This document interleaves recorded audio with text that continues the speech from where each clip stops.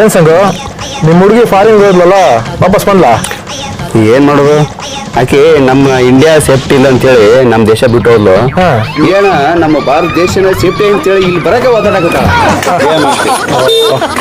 ಏನ್ ಸಮಾಚಾರ ನಿಂದು? Third class. ಏನೋ ಥರ್ಡ್ ಕ್ಲಾಸ್ ಅಂತಿದೀಯಾ? ಹೋಗ್ಲಿ ಏನಪ್ಪ ಥರ್ಡ್ ಕ್ಲಾಸ್ ಎಲ್ಲಿ ಬರ್ತಣ? ಅಯ್ಯೋ ಬಿಕ್ಲ, ಹೋಗು ಹಂಗೆ ಸ್ಟ್ರೈಟ್ ಹೋಗು ಲೆಫ್ಟ್ ಹೋಗು. ನಿಂಗೇನಾ? Thank you.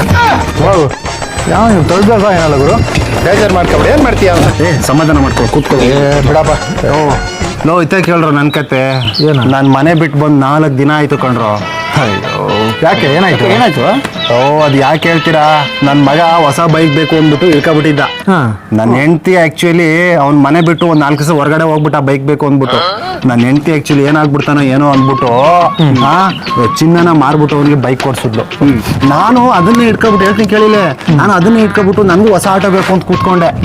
ಆಯ್ತಾ, ಹೊಸ ಆಟೋ ಬೇಕು ಅಂತ ಕೂತ್ಕೊಂಡ್ಮೇಲೆ ಏನಾಯ್ತು ಅಂತ ಹೇಳ್ತೀರಾ? ಹೊಸ ಆಟೋ ಕೊಡ್ಸಿರಾ? ಲೋ ಇಲ್ಲ ಕಣ್ರೋ, ಹೊಸ ಆಟೋ ಬೇಕು ಅಂದ್ಬಿಟ್ಟು ಮನೆ ಬಿಟ್ಟು ಬಂದ 4 ದಿನ ಆಯ್ತಾ, ನನ್ನ ಹೆಂಡತಿ ರೇಷನ್ ಕಾರ್ಡಿನ ನನ್ನ ಹೆಸರನ್ನೇ ತೆಗ್ಸ್ಬಿಟ್ಟಾರೆ. ಏನು ಹಿಂಗೆ ಮಾಡಿದಾರೆ? ಏನ್ ಕತೆ? ಅದಿರ್ಲಪ್ಪ, ನೆಕ್ಸ್ಟ್ ವೀಕಲ್ಲಿ ನಾನು BMW ಕಾರ್ ತಗೊಳಂತಿದ್ದೀನಿ.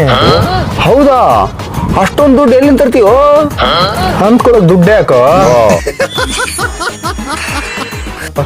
ಅಂದಂಗೆ ಒಂದು 20 ರೂಪಾಯಿ ಚೇಂಜ್ ಕೊಡು ಮಗ. 20 ರೂಪಾಯ? ಅಷ್ಟೊಂದು ದೊಡ್ಡ ಅಮೌಂಟ್ ಎಲ್ಲಿಂದ ನಾವು ತರೋದು? ಇವ್ರು ಕಾಲು ಇಟ್ರು ಅಂದ್ರೆ